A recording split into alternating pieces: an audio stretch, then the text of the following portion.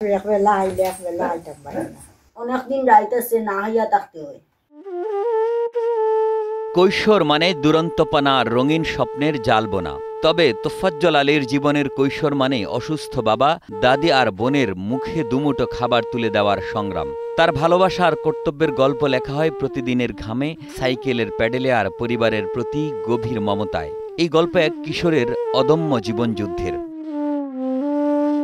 তোফাজ্জল আলীর বয়স মাত্র 14।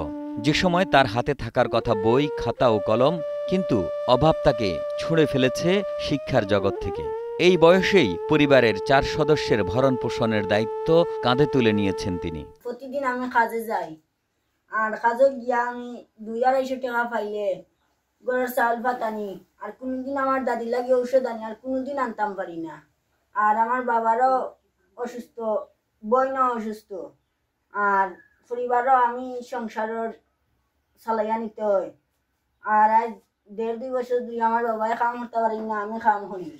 আর আমার দাদি আমার বোন বাবার চিকিৎসা করার লাগি টাকা উপার্জন করতে হয়।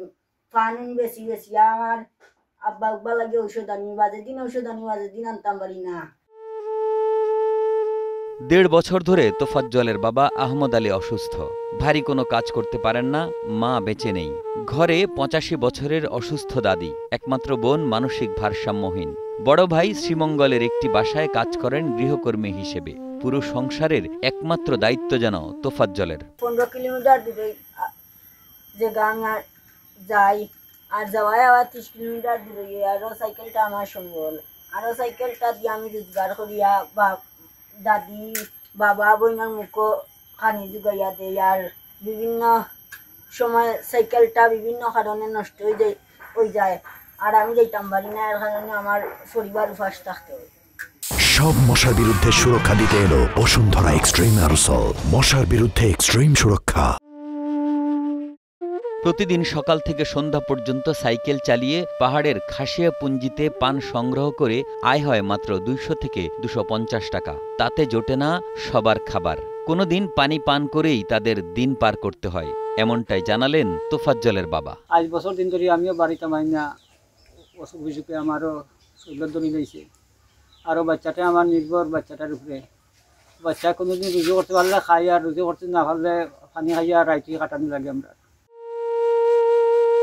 কমলগঞ্জের বসতবাড়ির সামনে গেলেই বোঝা যায় অভাব তাদের নিত্যসঙ্গী। পুরো ঘরেই ছড়িয়ে আছে ছেঁড়া আর পুরাতন কাপড়। সারাদিন ঘাম ঝরানোর শেষে বাড়িতে ফিরে দাদি ও বোনকে দেখাশোনা করতে হয় তোফাজ্জলকেই। চিকিৎসা লাগে আমরা টাকা পাই না, আমরা কতদিন ধরে আমরা অভাব আছি। আমার বোন একজনেরও মাথার সমস্যা, আমার বোনেরও চিকিৎসা হতাম, টাকা পাই না। তোফাজ্জলের সাইকেলের চাকা ঘুরছে, কিন্তু তার স্বপ্নের চাকা দারিদ্র্যের পথে আটকে গেছে। এই একরত্তি কিশোরের কাঁধে সংসারের যে ভার, তা কেবল তার একার নয়, এ যেন আমাদের সমাজের ব্যর্থতার প্রতিচ্ছবি। সরকারি উদ্যোগ বা কারো সহায়তাই পারে তোফাজ্জলকে এই কঠিন জীবন যুদ্ধ থেকে মুক্তি দিতে, যা শুধু একটি পরিবারকে নয়, বাঁচিয়ে দেবে একটি নিষ্পাপ শৈশবকেও।